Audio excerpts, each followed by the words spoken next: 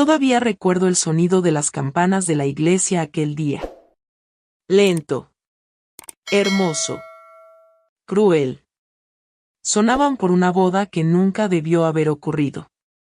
Yo estaba sentada en una banca dura de madera, con los dedos apretando con fuerza mi rosario, cuando alguien se inclinó hacia mí y susurró unas palabras que pesaron más que cualquier grito. Se casó con tu hermana menor. Las palabras no resonaron. No explotaron. Simplemente se hundieron en mis huesos. Frías. Finales. No lloré de inmediato. El pecho se me cerró, como si mi corazón no tuviera espacio para respirar. Yo había criado a mi nieta con oración, con paciencia, con un amor lo suficientemente fuerte para sobrevivir tormentas.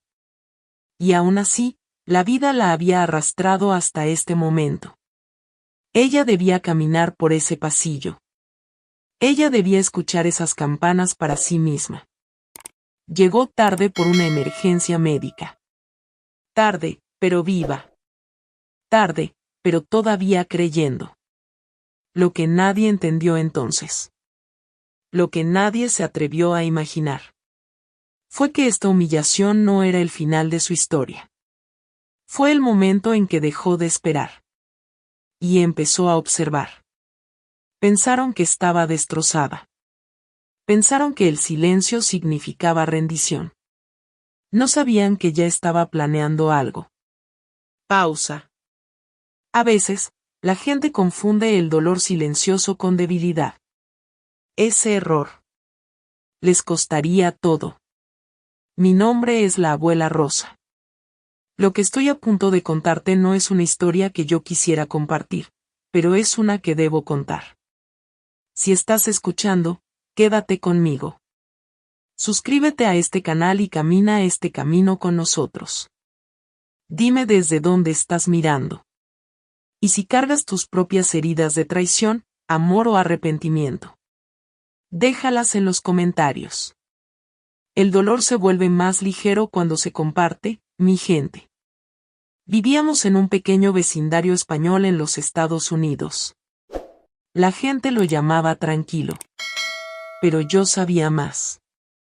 Cada casa tenía sus secretos. Algunas solo los escondían mejor que otras. Nuestro hogar siempre era cálido. Café hirviendo, pan dulce sobre la mesa, oraciones susurradas por la noche. Decíamos que la familia lo era todo. La mayoría de las familias dicen eso, hasta que son puestas a prueba. Mi nieta se llama Isabella. Desde el momento en que nació, tenía unos ojos que escuchaban más de lo que hablaban. Era gentil. No débil, gentil. Cuando sonreía, se sentía cuidadosa. Cuando amaba, amaba por completo. Perdió a sus padres demasiado pronto. Así que yo me convertí en su madre, su padre, su refugio. Le trencé el cabello. La abracé en lágrimas silenciosas. Le enseñé a rezar cuando la vida se sentía injusta. Su hermana menor, Lucía, era diferente. Lucía era fuego. Lengua rápida. Pasos rápidos. Deseos rápidos. Amé a las dos. Pero el fuego puede calentar un hogar. O reducirlo a cenizas. Isabella conoció a Mateo cuando tenía 26 años. Él era educado. Callado. De una familia que sonreía con cuidado. Su madre abrazaba demasiado fuerte. Su padre hablaba demasiado poco. Mateo miraba a Isabella como si fuera algo delicado. Algo que necesitaba protección. O eso creí yo. Salieron juntos durante 3 años. Sin gritos. Sin escándalos. Solo rutinas tranquilas y sueños susurrados. Cuando él le propuso matrimonio, Isabella lloró.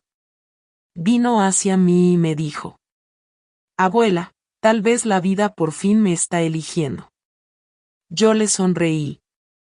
Pero mi corazón dudó. Una abuela sabe cuando la alegría es frágil. La boda se planeó para la primavera. Flores blancas. Música suave. Familia viajando desde todas partes. Lucía era la dama de honor. Ese día sonrió demasiado. Yo lo noté. Y guardé silencio. La mañana de la boda, Isabella sintió dolor. Agudo. Implacable. Intentó ocultarlo. No quería arruinar nada. Pero el dolor no respeta promesas.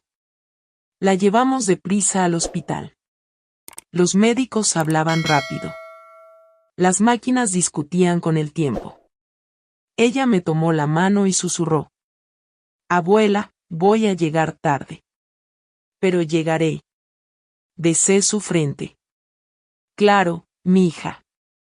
Tu cuerpo es lo primero. Yo me quedé con ella. La familia fue a la iglesia. Y ahí. Fue cuando todo salió mal. Si crees que esta es solo una historia de traición, escucha con atención. Porque lo que Isabella eligió después no fue ruidoso. No fue violento. No fue impulsivo. Fue paciente. Deliberado. Y devastador. Lo que hizo desmantelaría en silencio a dos familias. Sin que ella jamás levantara la voz. Quédate conmigo. Para cuando dieron de alta a Isabella, el sol ya estaba alto. Se cambió al vestido de novia dentro de un pequeño baño del hospital. Sus manos temblaban. Sus ojos no. Llegamos a la iglesia. Demasiado tarde. La gente estaba afuera, en grupos incómodos. Los susurros se pegaban al aire como humo. Algunos apartaban la mirada. Otros miraban a Isabella con lástima. Entonces un primo habló, en voz baja. Como si la amabilidad pudiera suavizar la crueldad. Se casó con tu hermana menor. La mano de Isabella se apretó alrededor de la mía. No gritó. No se derrumbó. Solo dijo. Está bien. Esa palabra me heló. Dentro de la iglesia, Lucía estaba vestida de blanco. No el blanco de la novia. Pero lo suficientemente cerca como para robárselo. Mateo no pudo sostener la mirada de Isabella. Después, lo llamaron un malentendido. Dijeron que pensaron que Isabella lo había abandonado. Dijeron que Lucía intervino para salvar la dignidad de la familia. He vivido demasiado para creer en mentiras vestidas de deber. Esa noche, Isabella se quitó el vestido de novia lentamente. Lo dobló con cuidado. Lo colocó dentro del closet. Me miró y dijo. Ellos creen que perdí, abuela. Su voz era firme. Demasiado firme. Creen que soy débil, continuó. Pero no saben lo que yo sé. Le pregunté qué quería decir. Ella sonrió. No con alegría. No con dolor. Con certeza. No dormí esa noche. Vi a mi nieta preparar algo peligroso. No con rabia. Sino con paciencia. La venganza no siempre llega gritando. A veces. Espera. En la siguiente parte, te contaré por qué Isabella permitió que ese matrimonio ocurriera. Y por qué su retraso nunca fue un accidente. Porque esa boda no fue el final. Fue el paso 1. Pausa suave. Ay, Dios mío. Las familias creen que se conocen. Hasta que la verdad decide hablar. Esa noche después de la boda, nuestra casa se sentía hueca. No porque estuviera vacía. Sino porque algo importante se había ido. Y algo más frío había tomado su lugar. Isabella se movía lentamente por la casa. Se lavó el rostro. Se cepilló el cabello. Dobló su ropa. Todo era normal. Demasiado normal. Le pregunté si quería té. Dijo que sí. Su voz no tembló. Nos sentamos en la mesa de la cocina. La misma mesa donde una vez me mostró su anillo de compromiso. El mismo lugar donde Lucía solía reír demasiado fuerte, demasiado seguido. Isabella envolvió la taza con ambas manos. No bebió. La miró fijamente, como si las respuestas pudieran surgir del vapor. Ellos planearon esto, dijo por fin. No con enojo. No con amargura. Como una afirmación. No me apresuré a responder. Una abuela sabe cuando el silencio es más seguro. Lucía ha estado distante por meses, continuó Isabella. Tomó prestado mi perfume. Hizo preguntas sobre Mateo. Observaba más de lo que hablaba. Ella exhaló lentamente. Vi las señales, dijo. Elegí la paz en su lugar. Entonces me miró. Sus ojos estaban húmedos. Pero firmes. Abuela, dijo en voz baja. Necesito que confíes en mí. Asentí. Porque amar a alguien a veces significa hacerse a un lado. Y dejar que camine su propio camino. Incluso cuando ya hueles humo más adelante. Tal vez pienses que Isabella lloró hasta quedarse dormida esa noche. Tal vez pienses que le rogó a Dios por respuestas. Pero en lugar de eso, hizo una sola pregunta silenciosa. De esas que lo cambian todo. ¿Qué ganan ellos con esto? Y cuando alguien deja de preguntar por qué. Y empieza a preguntar quién se beneficia. Mi gente. La historia ya ha dado un giro oscuro. A la mañana siguiente, llegó la familia de Mateo. Su madre fue la primera en llorar. Llantos fuertes. Manos levantadas. La voz temblando como una actuación ensayada en privado. Dijo que había sido una confusión. Dijo que Mateo creyó que Isabella lo había abandonado. Dijo que Lucía dio un paso al frente para salvar la boda. Salvar la boda. No el amor. No la verdad. Mateo estaba a su lado. En silencio. Rígido. Con los ojos fijos en el suelo, como si pudiera abrirse y tragárselo. Isabella escuchó con atención. Asintió. Se disculpó. Lo siento por haber llegado tarde, dijo con suavidad. Vi cómo sus hombros se relajaban. Vi el alivio acomodarse en sus rostros. Pensaron que el perdón había llegado. No se dieron cuenta de que estaban siendo observados. En ese momento supe. Ya la habían subestimado. Esa noche, Isabella vino a mi habitación. Se sentó al borde de la cama.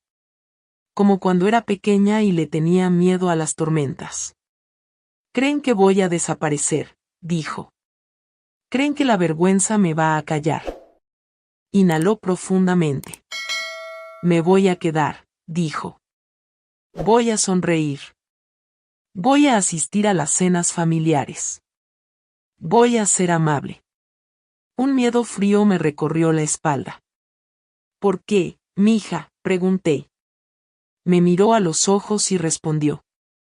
Porque necesitan sentirse seguros. No cruel. No enojada. Estratega. Y eso me asustó más que cualquier lágrima. Si crees que la venganza necesita ruido, espera. Si crees que la justicia es rápida, espera. Isabella eligió el tiempo como su arma. Y el tiempo. Nunca se apresura. Nunca olvida. En los días que siguieron, Isabella se volvió perfecta. Ayudó a Lucía a elegir muebles. Felicitó a Mateo en público. Rió en los momentos correctos. Interpretó el papel que escribieron para ella. La hermana que perdona. La mujer elegante. Pero por la noche, cuando la casa dormía, ella escribía. Fechas. Nombres. Momentos que otros creían olvidados. No estaba sanando. Estaba armando algo. Y yo la observaba. Rezando para que no perdiera su alma en el proceso. Porque la ira se consume. Pero la calma espera. En la siguiente parte, te contaré lo que Isabella descubrió sobre la familia de Mateo. Y por qué este matrimonio estaba construido sobre secretos. Mucho antes de que sonaran las campanas. Ay, mi gente. A veces la traición no te rompe. A veces te abre una puerta. Y una vez abierta, nunca vuelve a cerrarse igual. Después de la boda, Mateo y Lucía se mudaron a una casa pequeña, no muy lejos de la nuestra. Paredes blancas. Ventanas limpias. Todo acomodado a la perfección. Demasiado perfecto. Era el tipo de casa diseñada para convencer al mundo de que nunca había pasado nada malo dentro de ella. Isabella los visitaba seguido. Nunca con las manos vacías. Siempre con una sonrisa suave y respetuosa. La gente la admiraba. Susurraban. ¡Qué mujer tan fuerte! La llamaban un ángel. No tenían idea de cómo se ve realmente la fortaleza. Lucía cambió después de la boda. Caminaba más erguida. Reía más fuerte. Disfrutaba la atención como la tierra sedienta disfruta la lluvia. Mateo también cambió. Hablaba menos. Se movía con cuidado. Y cuando pensaba que nadie lo notaba, miraba a Isabella. No con amor. Con cautela. Con miedo. Isabella lo notaba todo. Las llamadas nocturnas que Mateo atendía afuera, con la voz baja y la espalda volteada. La manera en que su madre controlaba las finanzas sin pedir permiso. El cajón que siempre estaba cerrado con llave, incluso dentro de su propia casa. Una tarde, Isabella ayudaba a Lucía a limpiar. El teléfono de Lucía sonó. Se alejó, distraída. Isabella no abrió cajones. No tocó ni un solo papel. Simplemente miró. Porque cuando sabes lo que estás buscando, mirar es suficiente. Sobre la mesa había cartas bancarias. Documentos legales. Firmas reescritas. Un nombre tachado. Otro escrito en su lugar. Su nombre. Isabella sintió que el estómago se le apretaba. No de dolor, sino de comprensión. Si la traición había resquebrajado su corazón. Este descubrimiento afiló su instinto. Porque ahora Isabella sabía algo peligroso. Algo que ellos creían enterrado. Y una vez que la verdad se revela, no pide permiso para permanecer oculta. Esa noche, Isabella me contó todo. Se sentó a la mesa con un cuaderno abierto. Las páginas llenas de una letra cuidadosa. El negocio familiar de Mateo se estaba derrumbando. Las deudas se acumulaban como fichas de dominó. Demandas esperando un solo movimiento en falso. La boda nunca había sido solo por amor. Era protección. Necesitaban el nombre de Isabella. Su historial limpio. La herencia que recibió tras perder a sus padres. Ella era el escudo. Cuando se enfermó esa mañana, el pánico reemplazó a la paciencia. No podían esperar. Lucía se convirtió en la solución. Joven, impulsiva, ansiosa por pertenecer. Isabella cerró el cuaderno y dijo en voz baja. No me robaron al prometido. Me miró. Intentaron robarme el futuro. Tomé su mano. Estaba fría. Pero firme. En lugar de alejarse, Isabella se acercó más. Ofreció ayuda con documentos. Sugirió soluciones. Habló con cuidado, nunca de más. La recibieron con los brazos abiertos. La avaricia siempre lo hace. La madre de Mateo empezó a confiar en ella. A compartir preocupaciones. A admitir errores que creía inofensivos. Lucía se relajó. Creyó que la victoria era permanente. La gente siempre afloja el agarre. Cuando cree que el peligro ya pasó. ¿Crees que Isabella planeó exponerlos de inmediato? ¿O crees que esperó hasta que para ellos fuera imposible alejarse? Piénsalo bien, mi gente. Porque el momento lo decide todo. ¿Quién sobrevive a la verdad? ¿Y quién no? Pasaron las semanas. Isabella reunió pruebas como otros reúnen oraciones. En silencio. Con paciencia. Correos electrónicos. Copias. Conversaciones grabadas cuando la gente se sentía lo suficientemente segura como para hablar libremente. Nunca sonrió demasiado. Nunca hizo demasiadas preguntas. Por la noche, solo me hacía una pregunta. Abuela, cuando la verdad salga a la luz, ¿todavía me reconoceré? La abracé. Porque ninguna abuela puede prometer protección contra las consecuencias. En la siguiente parte, te contaré cómo Mateo empezó a quebrarse.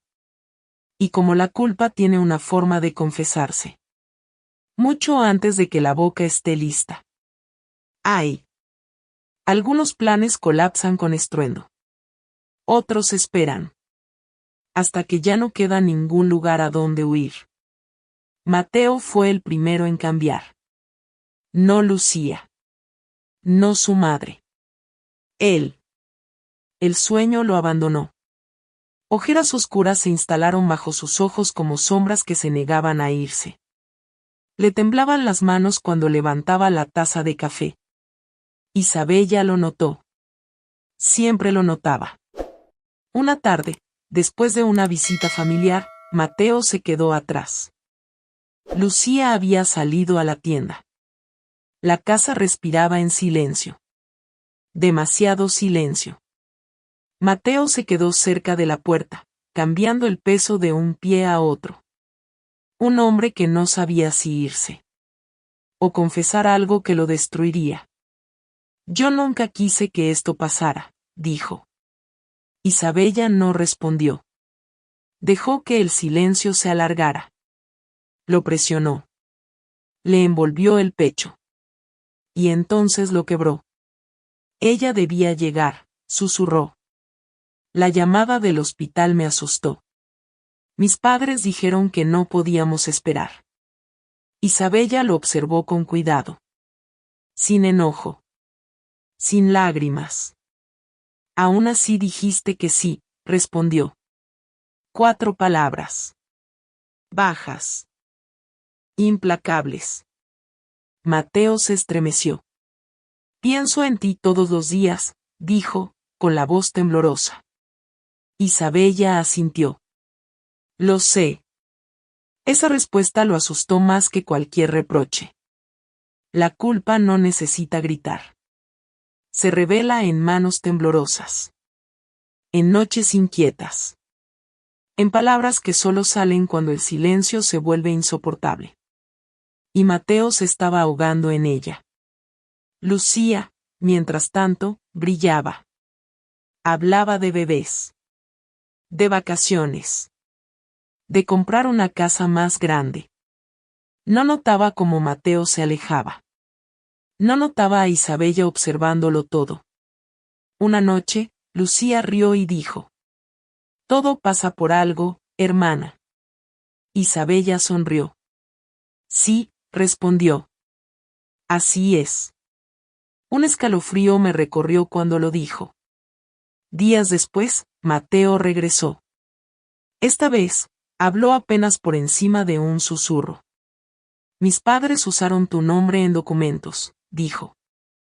Pensaron que nos protegería. Isabella inclinó ligeramente la cabeza. Te refieres a fraude, dijo con suavidad. El color se le fue del rostro a Mateo. No supe cómo detenerlos, susurró. Me dijeron que era temporal.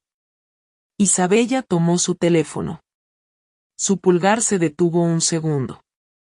Luego presionó grabar. Cuéntamelo todo, dijo. Y atrapado entre el miedo y el alivio. Lo hizo. ¿Crees que la verdad trae paz? ¿O crees que solo cambia? ¿Quién sufre? Piénsalo bien, mi gente.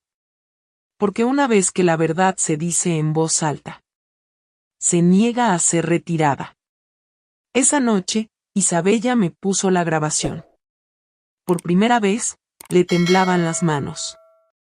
Eligieron mal, dijo en voz baja. Ahora tendrán que enfrentarlo. Quise detenerla. Protegerla de lo que venía. Pero algunas batallas no piden permiso.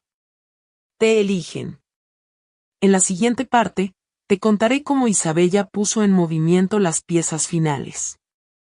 Y cómo una cena familiar convirtió el silencio en exposición. ¡Ay! Cuando la culpa por fin habla. La justicia se inclina para escuchar.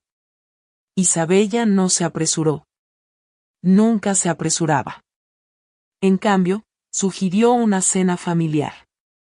Nada dramático. Nada formal. Solo nosotros. Solo comida. Solo paz. A la madre de Mateo le encantó la idea. Siempre creyó que las comidas podían sanar lo que las palabras no. Lucía estaba emocionada. Hablaba de recetas, manteles y vestidos. No tenía idea de que la mesa no se estaba poniendo para celebrar. Se estaba poniendo para la verdad. Observé a Isabella ese día. Se movía con cuidado. Con medida.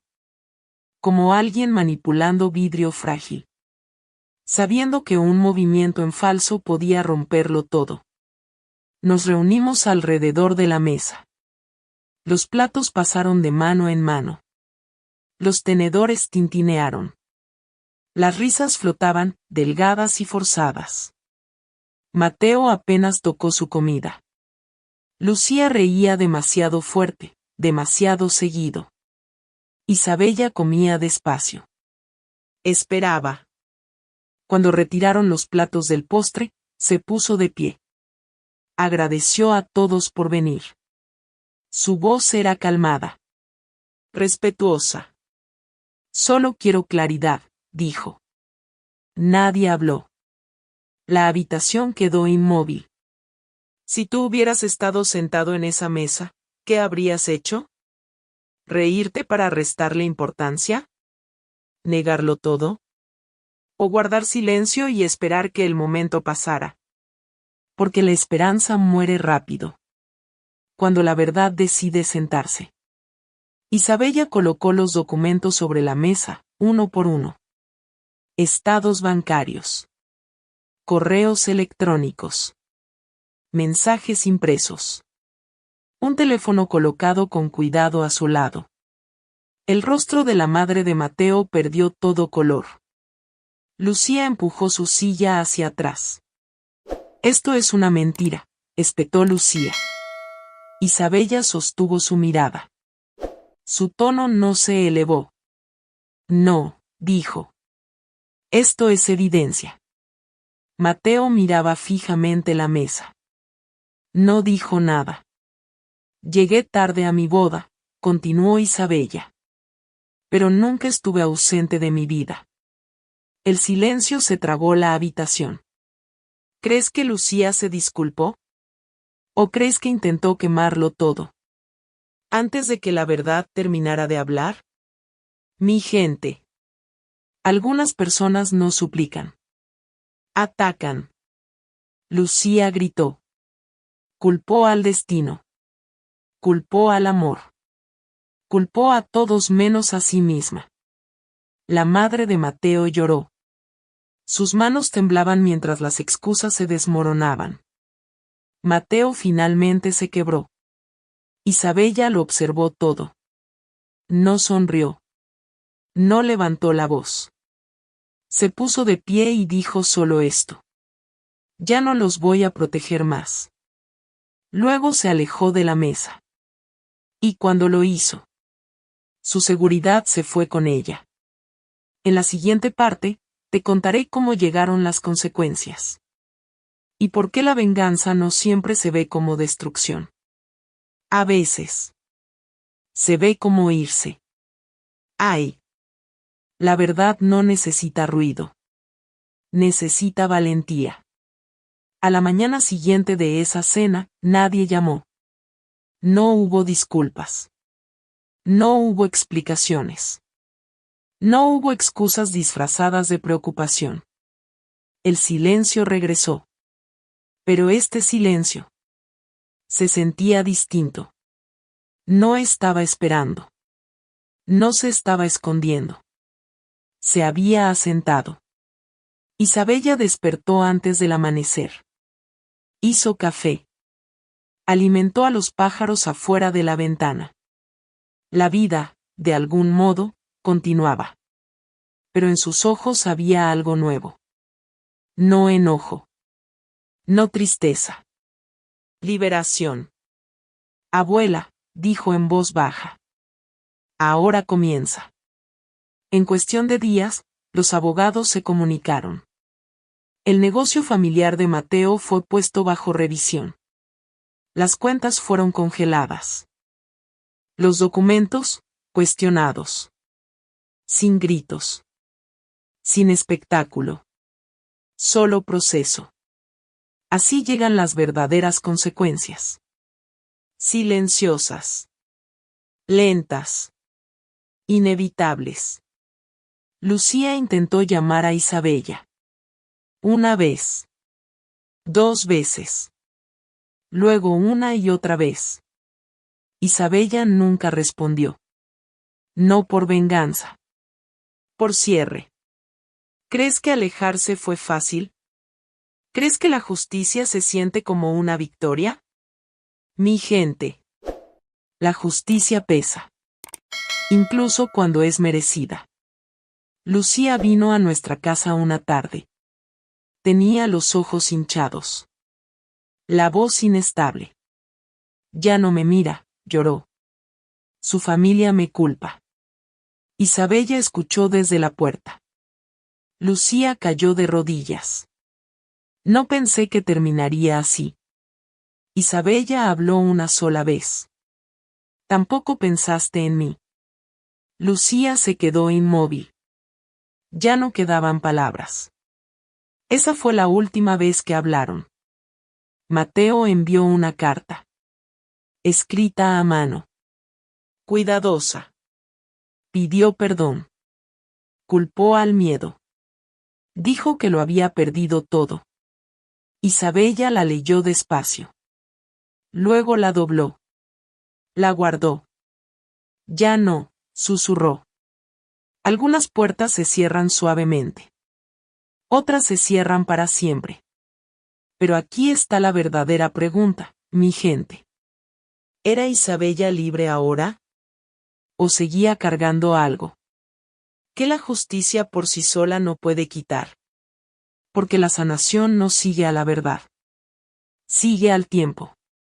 Esa noche, Isabella lloró por primera vez. No fuerte. No desesperada. Solo lágrimas silenciosas. Las que llegan cuando la lucha por fin termina. La abracé como cuando era niña. Y lo entendí. La venganza nunca fue su objetivo. La paz, sí.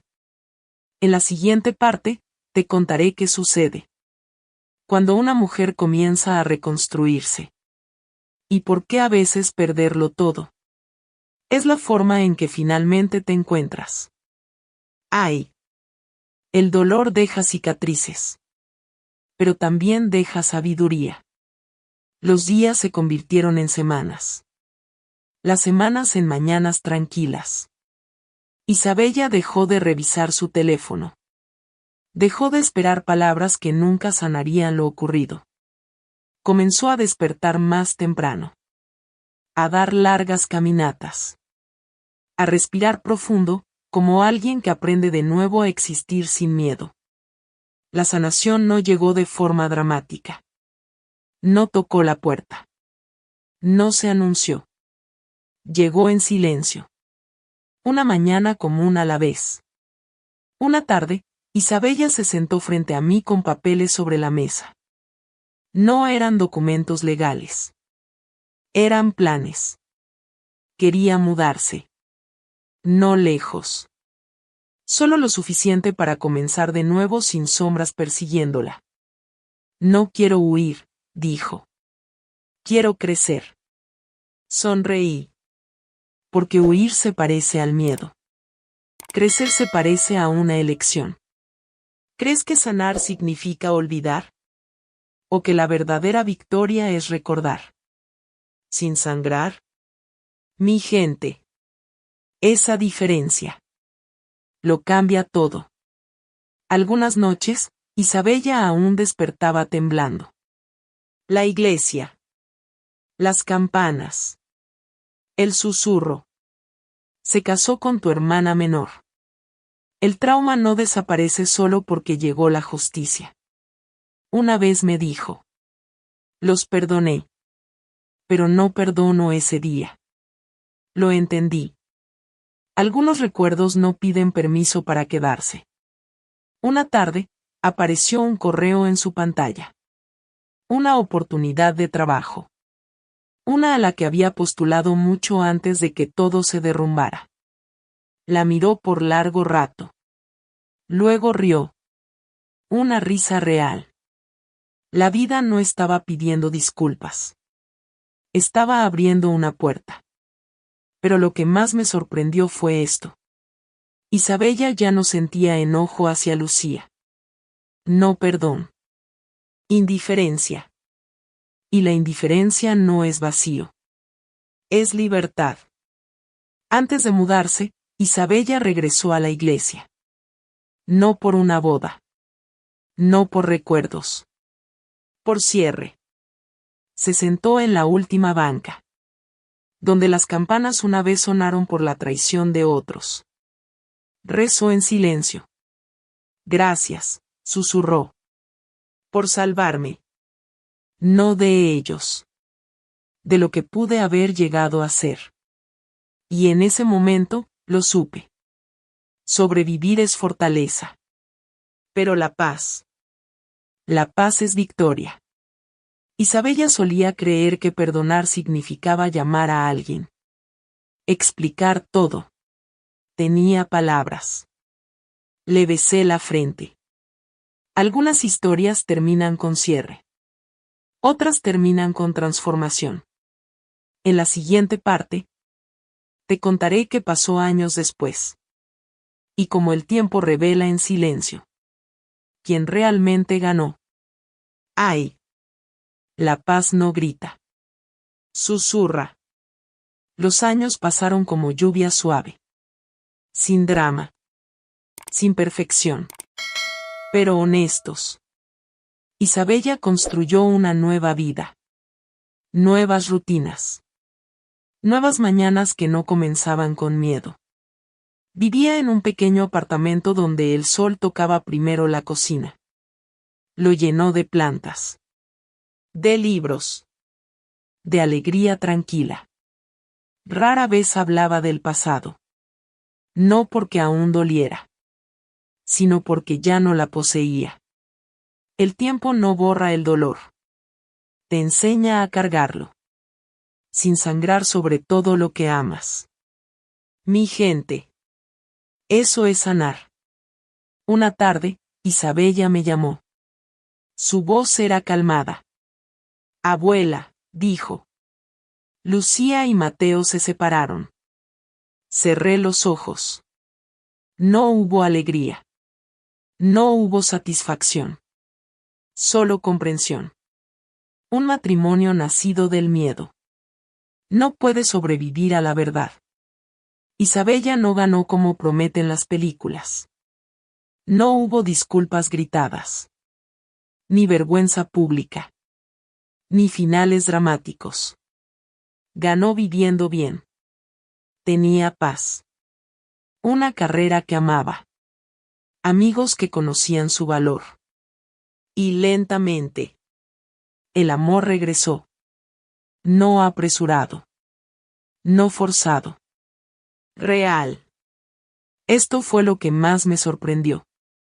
Isabella se sentía agradecida. No por la traición, sino por el despertar. Ella me dijo una vez: si me hubiera casado con él, me habría perdido a mí misma. En cambio, perdió una boda. Y encontró una vida. En la parte final. Te contaré la lección que cargo como abuela. La que te dejo a ti. Ay. Algunos finales son silenciosos. Pero están completos. Sigo siendo la abuela Rosa. Y ahora hablo no solo como testigo, sino como una mujer que ha vivido lo suficiente para ver cómo los patrones se repiten. Cuando miro atrás ahora, la historia se siente como un camino largo. No recto. No justo. Pero significativo. Isabella es mayor ahora. Yo también. Ella me visita a menudo. Trae pan. Escucha cuando hablo demasiado.